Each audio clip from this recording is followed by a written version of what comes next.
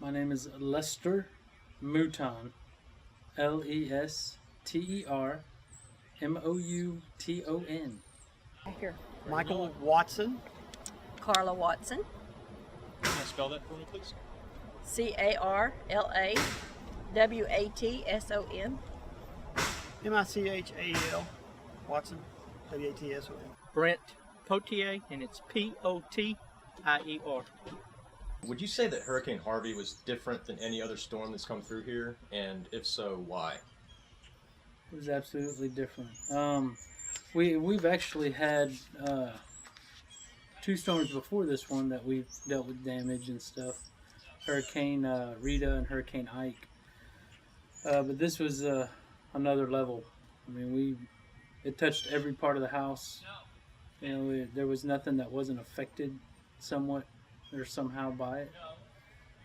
You know, everything from outside to inside to, you know, furniture, clothes, all of it. Because we lost everything due to Harvey. It flooded everything. Total flood. For more of just sitting on top of us and the rain that came down. All the other hurricanes just came through with the wind, the rain, and moved on. But Harvey just sat in one spot and just dumped 60 inches of water on us. What exactly was the extent of the damage done to your home? Well, we had about 13 inches in the house. So you had to go at least 4 feet up, which is what we were told. We went up all the way, as far as the sheetrock goes, we went all the way to the ceiling just because, you know, it just seemed to make more sense at the time, and it really wasn't much more expense as far as material goes. It got 13 inches is the highest. It got above the plugs. It ruined everything that was on the floor.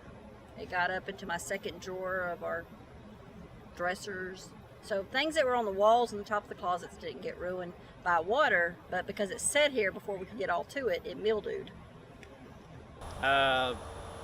4 foot off the ground, still had 5 foot of water in my house, so all I got's a slab where the house used to be. What were some of the holdups or obstacles you encountered trying to rebuild? Yeah, well, a lot of the stuff we did ourselves. It took a surprisingly long amount of time to just dry out the house. Like, it took almost a month just to dry the whole house out. So that was kind of surprising in of itself, just, you know, the start of it. But it was just trying to get contractors, trying to nail down contractors. They would tell you they would come, they wouldn't show up. I'm sure that's probably a normal story for a lot of people, but it was kind of difficult to get them nailed down. But they were busy too. I mean, they were probably all swamped. So It rained all winter long, so it took months to get our pad even built up before we could put our slab down and put our building up. The cleanup took long because the water stayed for a little over a week before we can even get back here to do anything. We still had to come back here in boats after a week passed, and then once the water got down, then we was able to start cleanup. And then it was just trying to find where FEMA was with SBA and that. And paperwork from SBA was kind of wrong, so they had to start all over again, so we're still in the process with that. So. What kind of temporary living conditions were you able to find through all this? well, the first week that my wife was out of the house when I was at work, she was staying with her brother. When I got off, we actually were able to get the Holiday Inn. We stayed there for about a month, and that was an adventure with a newborn. Well, not newborn, almost 1-year-old.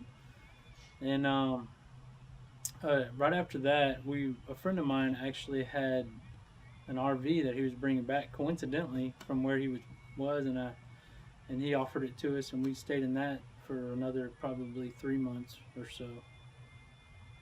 Well, we lived with a friend for 3 weeks, and then we've been in a camper. September the 16th will be a year. Good friend of ours from church let us stay with them in their house. He had a little man cave. Me and my wife stayed in there. The kids stayed in the big house with them. So, and then FEMA finally came out and gave us a trailer to where we can stay on our property and try to start cleanup. So what led you to the decision to rebuild from the ground up as opposed to just simply buying a new home? I didn't want to leave what I had here. We like it out here, kind of secluded. Don't have to worry about no neighbors or anything, and sit out in the backyard and watch deer come through, bobcats. And just don't want to leave what we got. Fair enough. We lived in town, and with the noise of, I mean, you might hear the little traffic on Interstate 10 and the wind's blowing right, but in town where we used to live, all you hear is cars racing and all that stuff there, so we just didn't want to go back in town. Because we lived in a mobile home for over 20 years, and we just didn't want to. We wanted something better. Well, and we looked at double wide, something that we thought was built better and bigger, but it was going to cost over $100,000. This is going to cost us, because of our friends and the friends that we have that have the skills to do what's needed to build a house, it is actually costing us less than $100,000 to build a much bigger and more sturdy. It's going to be here a lot longer than a mobile home ever will. So if a similar situation were to come again, would you want to stay or would you want to evacuate with the family? If we were able to evacuate and we knew, what we were getting into, yeah, we would probably. Mainly because of my job, the position I hold, I will always have to be a part of the storm team, and so, and the whole reason for that is because we may have to evacuate, the equipment and stuff like that. So I would hate to leave my wife and children in a potentially unsafe area. I mean, with this storm, I even told somebody, I was like, man, you know how much water or how much rain we got for Allison, Tropical Storm Allison? And I was like, man, if it didn't flood us then, it's not going to flood us now. And man, sure enough, it did. We'd feel we probably want to evacuate, but we would have mixed feelings with leaving, thinking we could wait it out. Well, because it's higher Because it is higher. and because the structure is a lot more sound, I feel like we'd probably be okay, but I feel like to be on the safe side, I'd probably want to take my family out. What kind of cleanup was necessary before you could even start, the rebuilding process? We had to take everything that was in the house that was flooded and molded, throw it out by the street. We had to tear down our shed and burn it because it had mold all in it. And they took the trailer out. And then we had to build up the pad to start building our home. New build.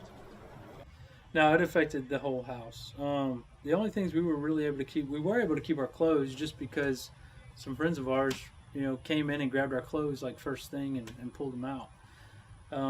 Even when water was still in the house, while I was still at work, actually. But it was really kind of one of the things that I'll never forget is walking through the house. Obviously, walking the house through the water. That was one of the things. The other thing would be seeing all the material, the sheetrock, the insulation, the trim and everything piled in the middle of the rooms. I mean, it was as tall as I was in every room. And I was just like, it is going to take forever to get this out of here, to clean this up. So you were actually part of the first response team when Harvey hit throughout the entire storm. Do you remember what it was like helping those that needed assistance evacuating and seeing how extensive the flooding was? Like your thoughts, just having to be out there. Some of it got pretty dangerous because the way how rapid the water was moving, and don't know how the people got in that situation when you look where they came from, because the water was actually even with the windows of the doors on the car. So we don't know how they got that far where they was at.